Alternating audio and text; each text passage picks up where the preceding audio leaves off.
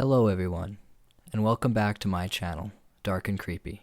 All stories are written and narrated by me, MC Allen. I found this entry in my great-great-grandfather's diary, and it has haunted me ever since I first laid eyes upon it. My father said that he heard that our great-great-grandfather enjoyed playing practical jokes on people, and says that this was probably just another way to scare whoever got his journal in the family. Reading through it, however, proves to me that he was not messing around when he wrote this. There is far too much detail put into it for me to believe that it was all made up. The diary entry is dated June 4th, 1840, and says, "Ever since the incident at the mines about a year ago, our small mining town has never been the same. Something happened in those mines that can't be described any other way but unnatural. Most of the miners escaped the collapsing shafts, but for the ones that didn't, they didn't die, to simply put it. But after somehow miraculously surviving a year in those tunnels, came out as if nothing had happened. The workers who were excavating the buried mine to retrieve the bodies of the dead were scared to the very center of their souls when the miners came crawling out with their white eyes. All of them were alive except two, whose bones were picked off clean. Many suspected cannibalism, but held their tongue, understanding that these miners had just spent a year in a pitch-black, collapsed cave. The miners hated the light coming from the sun because it burned their eyes and scorched their skin. News reporters for the state newspaper showed up soon to report on the miraculous way all 7 of these miners were able to survive. They were shocked to see that the men had pure white eyes and were still able to see. Their previously black pupils were barely a shade darker than the white. I was horrified when I first saw them, because they had lost a large amount of the pigment in their skin, which made them all look sickly pale. The news reporter began to ask some questions, and they tried to reply, but their voices were mangled, sounding like a broken printing press. The reporter asked them to nod their heads instead, and said, "Are you happy to see your families again?" They all nodded, agreeing, but in a strange manner. The reporter then asked, "Are you ready to have normal food and water again?" They were slow to answer this time, and one of them even grew a slight smile on his face. But they then nodded and agreed. This sent an eerie feeling to my gut, and I decided to head home, because if I was them, I would have rather died in the caves than come out like that. Though, the first night in the town since their return was horrifying. I lived alone, and all through the night I could hear their mangled voices out on the street, talking to each other. I didn't understand what they were saying, but it seemed like they could understand one another. Trying to sleep with the sound of sandpaper rubbing together outside from their voices was nearly impossible. When I got up for work the next morning, they were gone. I went to work like any other day, and it wasn't until I went to bed that I could hear them again outside of my house. I let out a long sigh and hated how they only came out at night. I understood that the sun scorched their eyes, but they have to get used to it sometime or another. That's when I heard a scream come from the street outside. It was gut-wrenching, and I jumped to the window to see what had happened. Gazing out, I saw nothing but the dark street, until I saw their eyes. There was nothing worse than seeing those white eyes pierce my soul as the rest of their body was hidden in darkness. I thought about going outside, but the thoughts of being around those guys scared me, and I'm not exactly sure why. They were still human beings, but they were not the same people when they first got stuck in that mine. The next day, I was on my way to work when I heard a woman crying with a crowd gathered around her. So I went to figure out what was wrong. The preacher had his arm around her shoulder and said in a comforting tone, "Don't worry, Miss Frank. I'm sure your son just snuck out of your house during the night to go fishing. He is, after all, a teenager." "He never snuck out of the house before, and if he did, he would have been back by now," she replied while letting out loud cries and sucking in gulps of air. The town sheriff was asking her more questions about any other places that her boy may have gone, when his deputy came running up in a panic. "Sheriff Johnson, you're gonna need to see this," the deputy said while taking in deep breaths and wiping the sweat off his brow. "Did you find my baby?" Miss Frank asked eagerly while trying to dry her tears. The deputy took off his hat and said in a low tone, "Ma'am, your son is dead. We found his body in the old mine." Upon hearing this, her cries roared out like thunder and shook me to near tears with how mournful they were. Her husband tried to comfort her as he held back the tears the best he could. Before they headed home, Mr. Frank turned to the sheriff and said, "If he was murdered, Sheriff, you better damn find the bastard." The sheriff nodded mourningly and followed his deputy. I worked as a waiter for the local pub and decided I was going to go in a little late due to that I wanted to see what had happened. I thought about the scream that I heard last night and wondered if that was the boy. A whole crowd followed the deputy as he led us up the mountainside to where the mine shaft was located.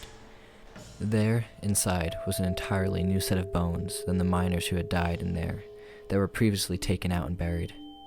They were picked clean like the miners who had died in there. "You don't suppose that that's the sheriff hesitated to finish his sentence, as he thought about who in their right mind would have done this. "We don't know for sure, sir, but the bones are too small to be a grown man's, and the hip bone is not broad enough to be a female," the deputy responded as he pointed at the bones dispersed randomly on the cave ground.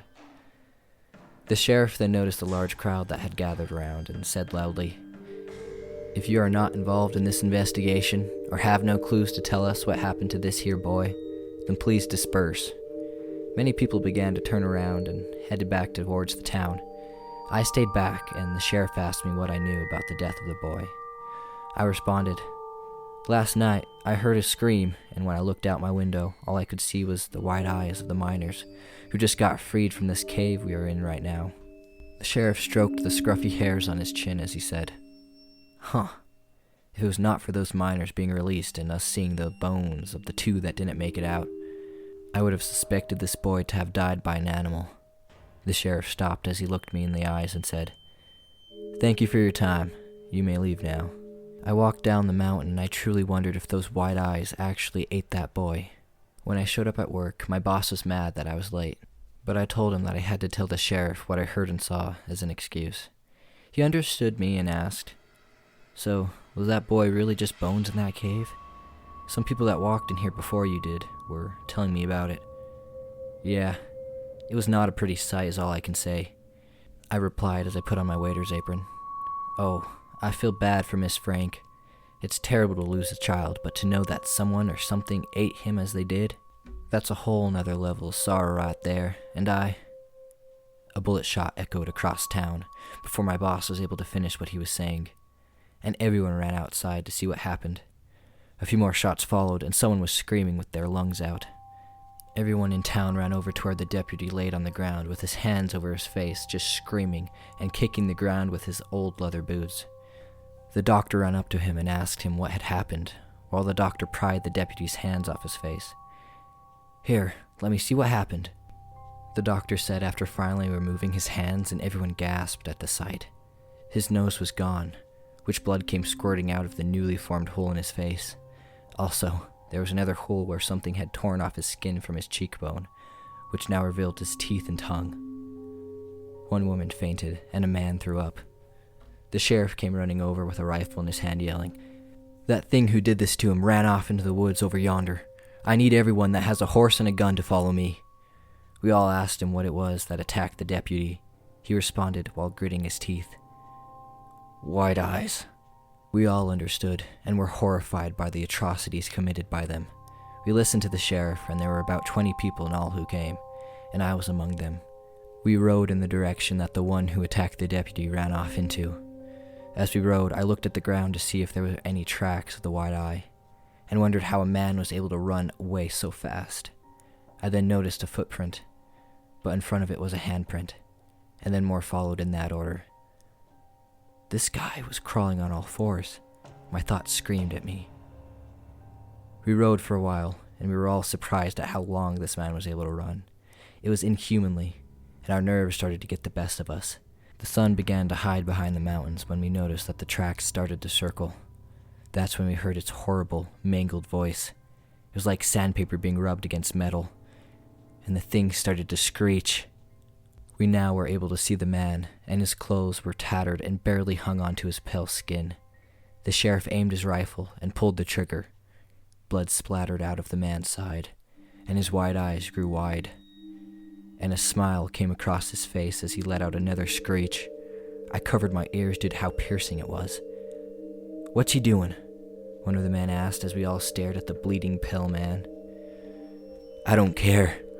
That thing is mine," Mr. Frank screamed as he dug the spurs in his horse's sides to get it to charge.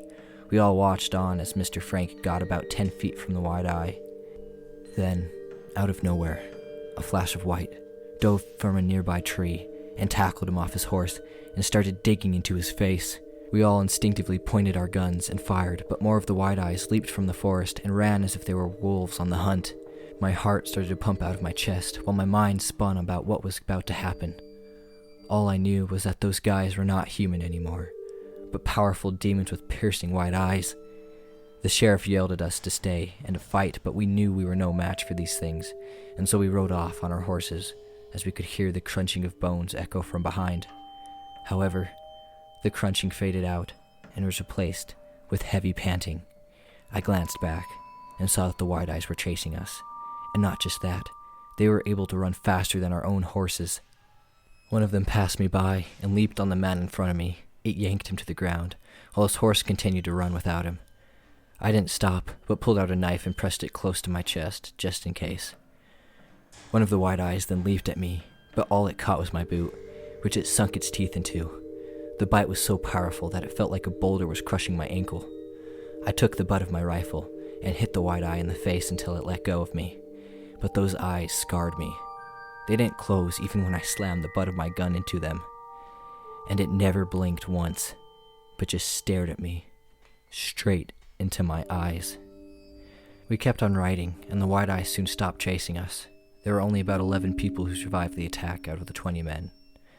The rest of the town was horrified when they heard about what had gone down. No one slept well that night, knowing that those humanoid creatures roamed in the forest near our town. Everyone wondered what happened in that cave that made them become that way. We never were able to kill those things, and they still roam on the outskirts of town. Sometimes people go missing from the town, here and there, and we all know what happens to them. That's why we made it a town rule that you could only be outside of your house or in the woods when the sun was out. If the sun ever went down and you were wandering in the woods, most likely you'd never be heard from again. But if you somehow managed to escape from them, you would be haunted by their wide eyes for the rest of your life, the same way I am still haunted by that stare I received when that thing crushed my ankle. It didn't just want to eat me. It wanted more than that. It wanted my soul.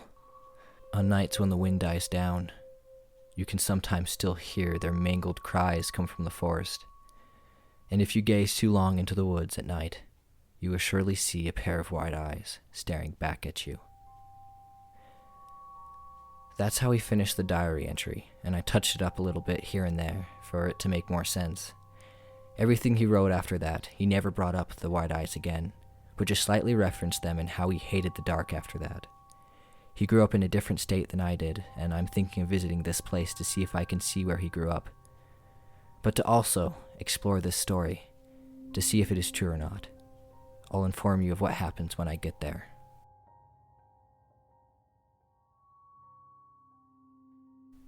There we were, in the middle of the abandoned town at midday.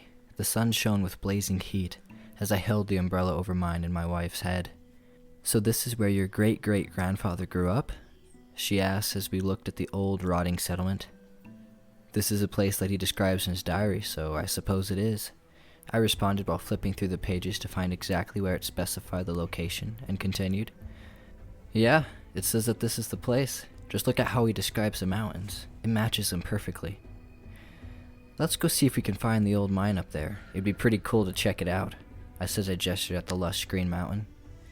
"Isn't that the same mine you said the supposed wide eyes came from?" she asked. I hit the clicker to make sure my car was locked and responded eagerly. "Yep, let's go check it out." It took us about 45 minutes to hike to the entrance of the mine shaft, and as we got there I was so surprised to see that it had not collapsed in. There was also graffiti on the outside saying, "Gates of Hell." "Well, let's go in," I said while walking down into the mine. But my wife grabbed my arm sternly. She said, "I don't have a good feeling about this, Will. I mean, even look at the graffiti." "Look, Lucy, my great-great-grandfather wrote about those things back in 1840. It's 2002 now. More than 150 years have passed since he saw those things. We'll be just fine. If you say so. But if we die here, I'm blaming you, Lucy said jokingly, as she followed behind me. I pulled out my flashlight and pointed it down the mine shaft. I saw hundreds of eyes staring at me, and all at once, they came at us. We both screamed as we stumbled backward and ran out of the cave as bats skidded up along us.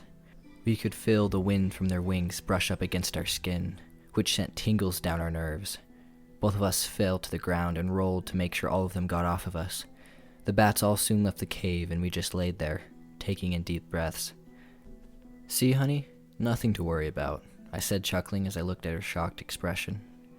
I swear, if we get some sort of disease from those bats swarming us, then I'm never trusting you again, she said as she got up and brushed the dirt off herself.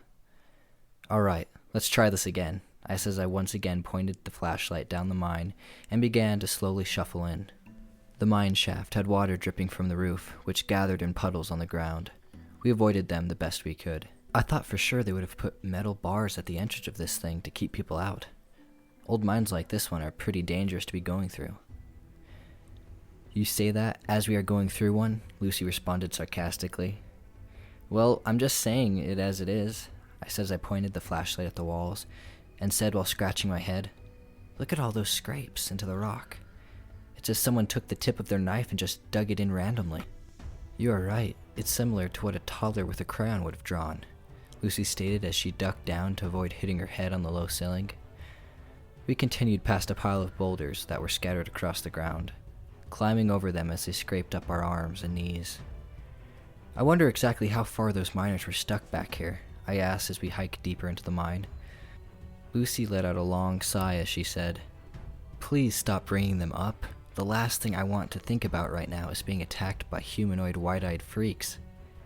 Hey, I'm just really interested in how everything went down here. Like, how were those miners able to survive a whole year in a pitch-black cave without food, water, and who knows if they even had oxygen? I stated while hopping over a boulder and landing on my hands and feet. You know, Will, there are things in this world that I'm perfectly fine without knowing, Lucy stated frankly. So this is where it ends, I said as I stared wide-eyed at the piles of rocks blocking the rest of the mine. Finally, we can head back now and actually have a vacation instead of chasing ghost stories, Lucy said with her arms crossed.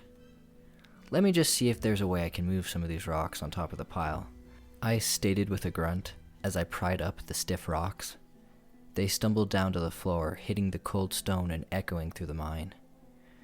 I crawled through the crack that opened up as Lucy begged me not to, squeezing through the small gap between the top of the rocks and the roof of the mine. I finally made it to the other side. I'm not going over there to get stuck or lost. Also, I'm going to need a flashlight, she said angrily. Fine, here you go, I said as I tossed the handheld flashlight to her through the gap, and then fashioned a headlamp to my forehead, and I continued saying, don't worry, I'll only be gone for a few minutes. I then started to look about the mine shaft. In the background, I could hear her say, that better be true. If you are not back in 10 minutes, then I'm going to leave without you. A smile came across my face as I continued to walk deeper into the cave, far from where the rocks had piled up, and my toes then bumped something soft on the floor. My eyes darted down and there was the outframe of a body. I jumped back a little, with shivers running up and down the back of my neck. What the? That can't be possible, I mumbled to myself as I took my foot and rolled the body onto its front side. I instinctively looked directly at the eyes, wondering if they were what I was hoping them not to be. I blew a sigh of relief to see that they were brown-colored. As I looked closer at the face, it looked as if the person had just died. There were no signs of decay apparent. This whole situation was not what I was expecting to see when I came here. But my eyes then caught the corner of a piece of paper that was sticking out of the body's front pocket. I slowly edged my hand forward, trying my best to limit contact with the body.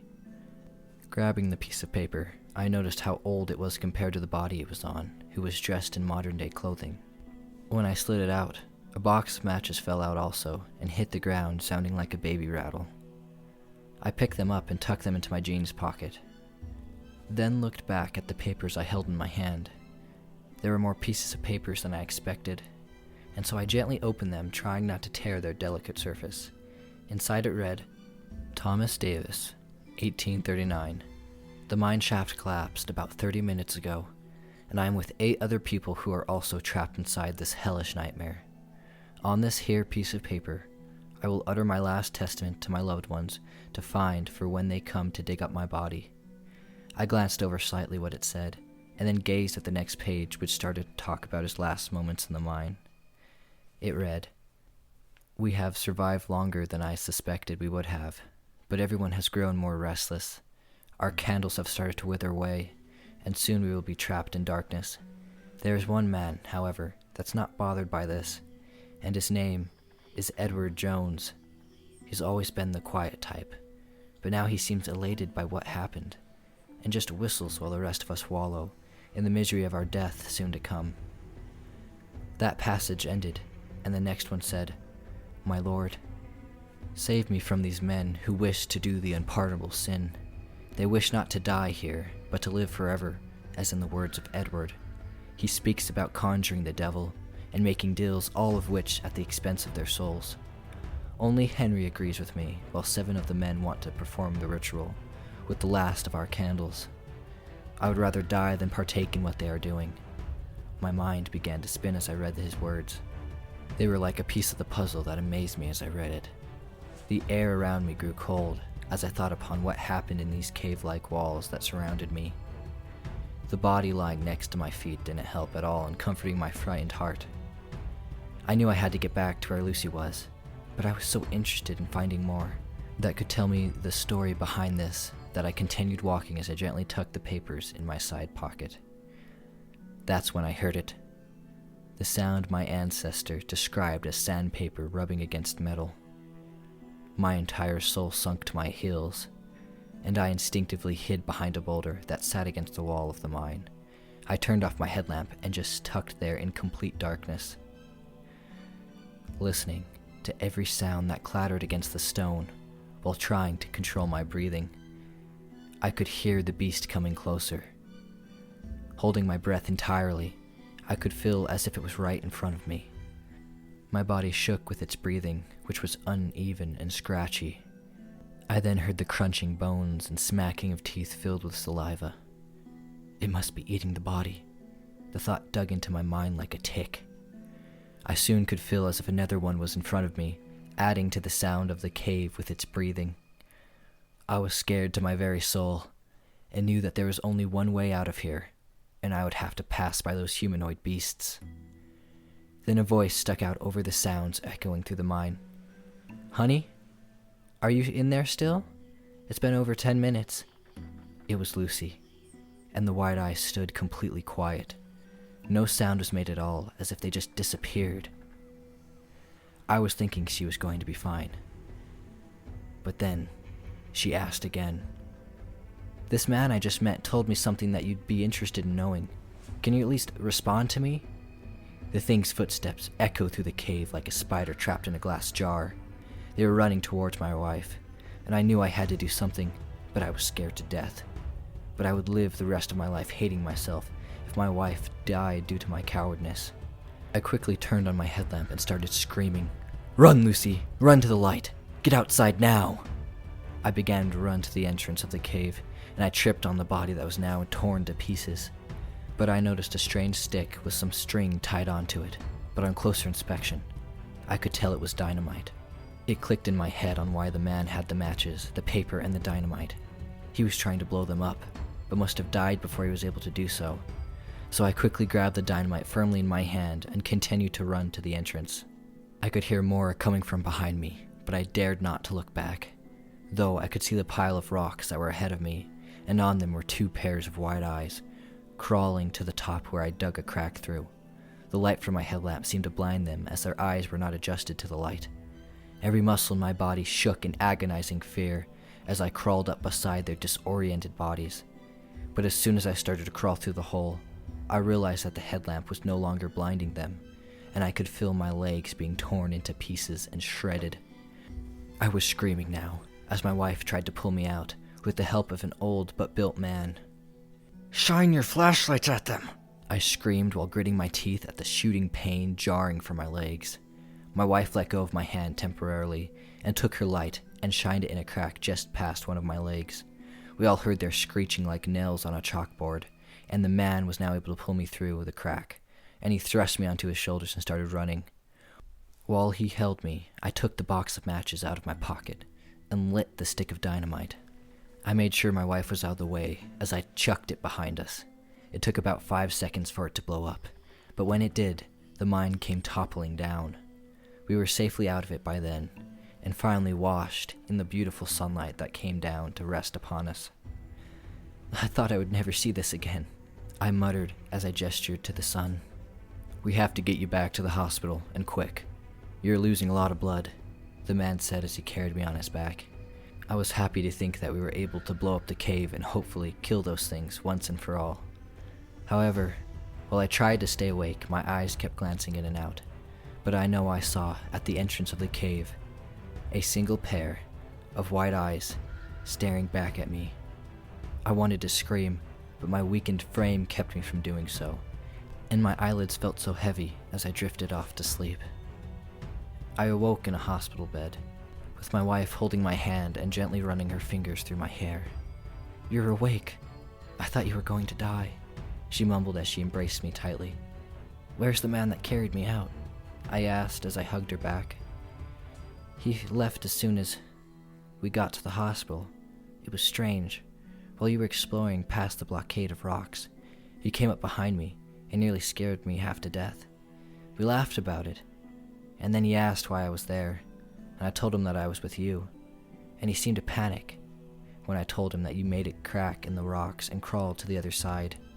He told me that when he was young, they had blockaded the mine to keep those things from escaping out. That's when I called for you to come back and you yelled at us to run." I then interrupted her and said, "Yeah, I remember that. But how could it have been blockaded a while ago when there was a freshly killed dead body in there?" Her eyes widened as if she was realizing something, and then she said, "That's where you got the stick of dynamite from. The man told me that one of his family members recently tried to blow those things up and never returned from it, and that he was actually there looking for him." "Did you get his phone number?" I asked intently. She responded, saying with her shoulders shrugged, "He didn't have one, and after that, he just left the hospital and drove away. Never even said goodbye. Although he seemed pretty mad that you had opened up a hole in the blockade of rocks. He told me how dangerous it would have been if one of those things escaped." My heart rate went up on the machine I was hooked up to, and it made intense beeps as I said, "I forgot to tell you guys, but not all of those things were dead or trapped in that mine. It was while the man was carrying me, I saw back at the entrance of the mine, a pair of white eyes staring at me." After I told her this, we both were terrified of the consequences that could follow from letting that thing escape. And so after we got back to our home state, we made sure to stay tuned on what was happening in that area. There were many strange disappearances and supposed sightings of the thing, and I laughed when they kept calling it the Rake. I don't blame them, in fact. I mean, it's close to how the Rake looks and is described, but unlike the Rake, it's more than an urban legend. The Rake, for all I know, could be real, but I don't know for sure. But that white eye, it's real and is still out there, wandering the woods. My wife and I are the only ones that truly know its background until now, with you knowing as well. I will finish by saying, be careful when you are wandering the woods at night. For all you know, it could be lurking right behind you. Or it could even enter your room at night, crawling on all fours, and could possibly be in the same room you are in right now.